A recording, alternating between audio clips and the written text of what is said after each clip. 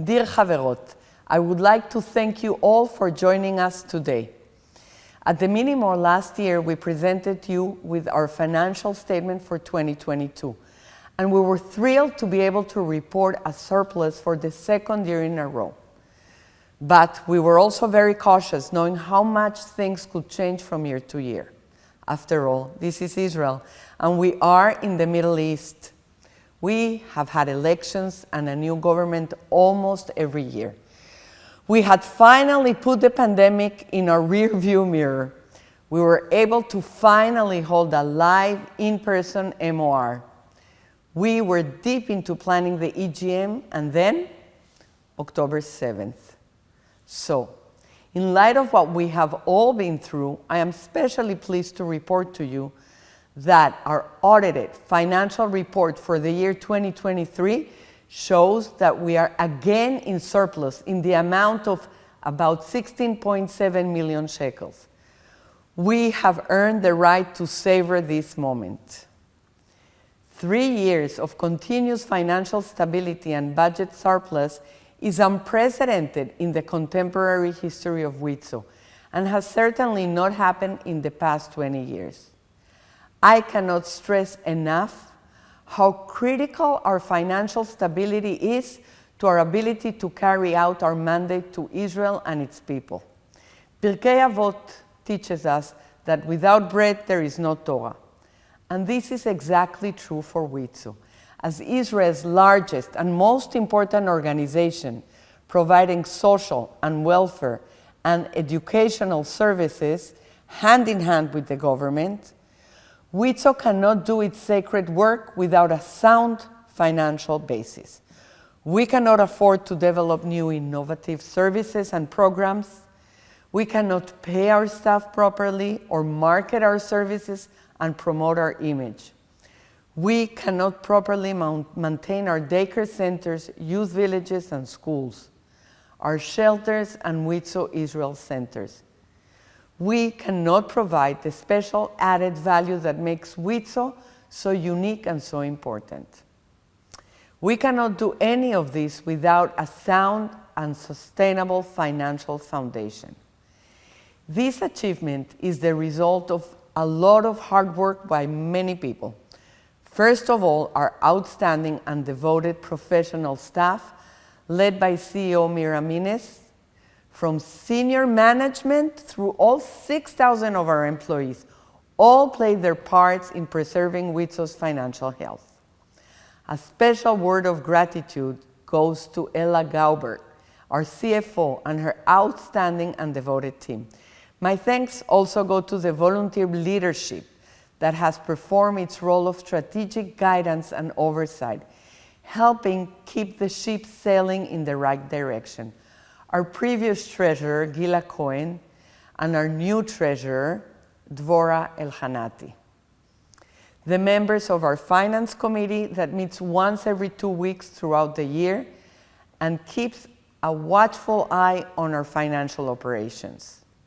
Our newly elected audit committee, led by Chairperson Iris Shapira-Yalon, together with Ariela Persky and Elise Ruven, and of course, my partners in leading the Wizo movement, President Anat Vidor, and Wizo Israel Chairperson Ora Korazim, and the entire executive committee, which has overall responsibility for Wizo's financial health. And of course, we cannot do any of this without the sacred partnership with you, the World Wizo Movement federations and members. When October 7th happened and the war began, a whole new set of critically urgent needs arose. Bomb shelters, disaster recovery capabilities, emergency generators, intensive emotional support for thousands of children, youth, women, and families directly and indirectly affected by the devastation of October 7th and the war.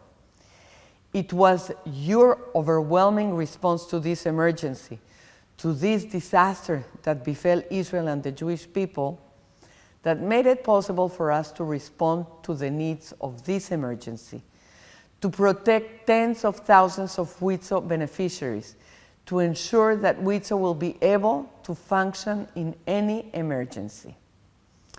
It has been said that a person's true character is revealed at times of crisis. And I think this is true of organizations as well. We were all stunned and devastated by the events of October 7th. But given our enormous responsibility to Israeli society, we could not afford to see it and lick our wounds. We had a double obligation. On the one hand, to respond to the immediate and sudden challenges of the war, of being on the front lines of the civil society response to the explosion of needs in nearly every sector of the Israeli population, and of identifying new problems and innovating new solutions. On the other hand, we had responsibility to maintain all of our services, programs, and institutions serving tens of thousands of Israelis. This was a great challenge after an earthquake on the scale of October 7th and the outbreak of a long and major war. Our institutions were severely disrupted when dozens of Wizo staff, especially in our youth villages and schools, were called immediately for Army Reserve duty, and some spent many long months away from their jobs. Everywhere throughout the Wizo world, our staff, teachers, counselors, social workers, and administrators had to continue to function at the highest levels while dealing with their own shock and trauma and fear. 8 months later, and with the no end in sight, we can look back with deep pride at the response of Wizo as an organization and of the thousands of Wizo devoted volunteers and employees as individuals. We rose to every challenge, met every crisis, planned for every conceivable future contingency, and we did it all together with you, as we always have and always will.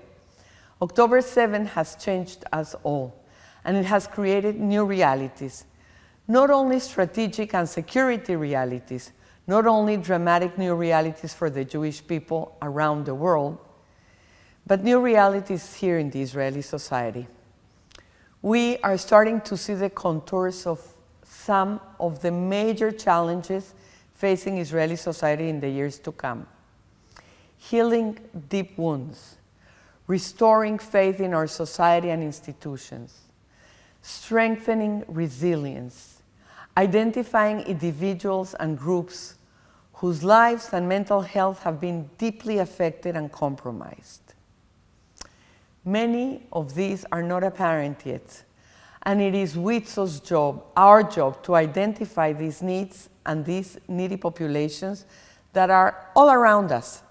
So I have no doubt that October 7th and the war will have powerful effects on our society for years to come.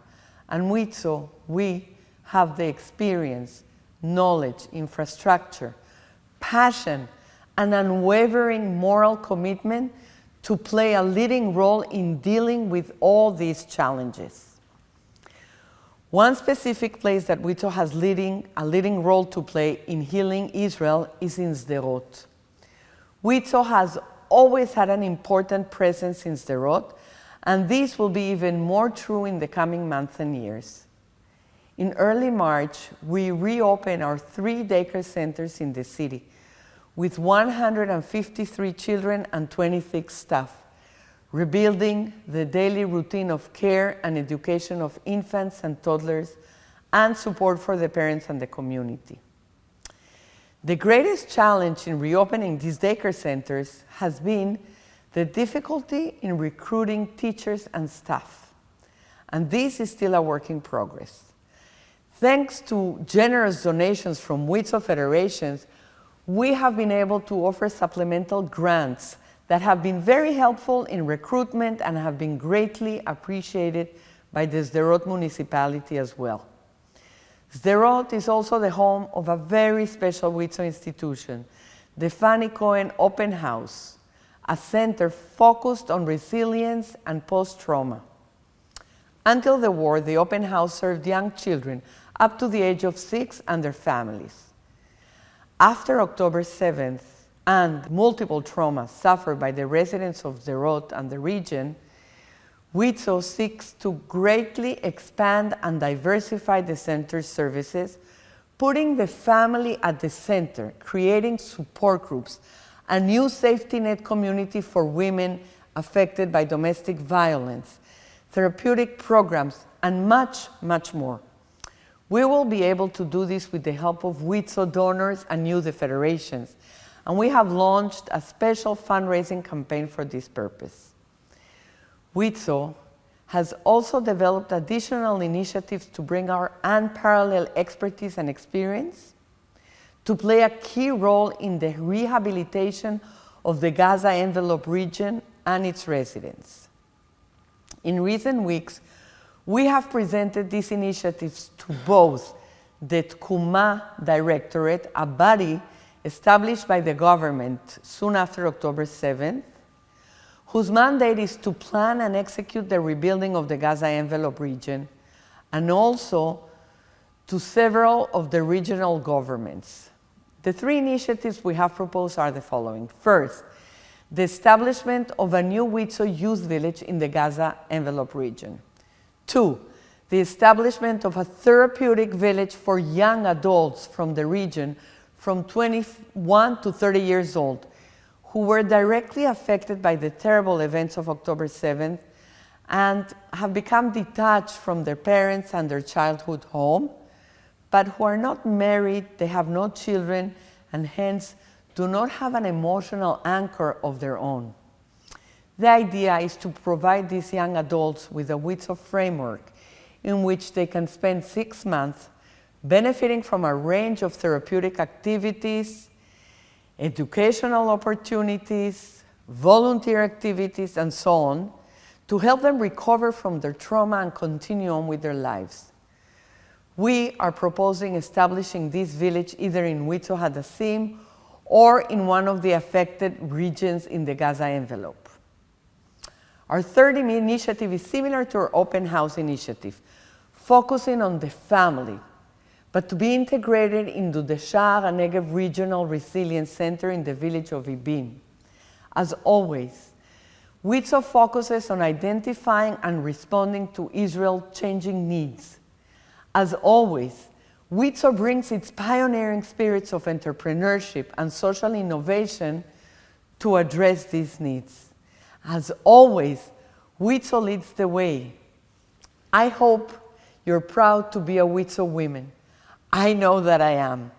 Thank you very much for being here with us. Am Israel Chai, ובيחד ננצח.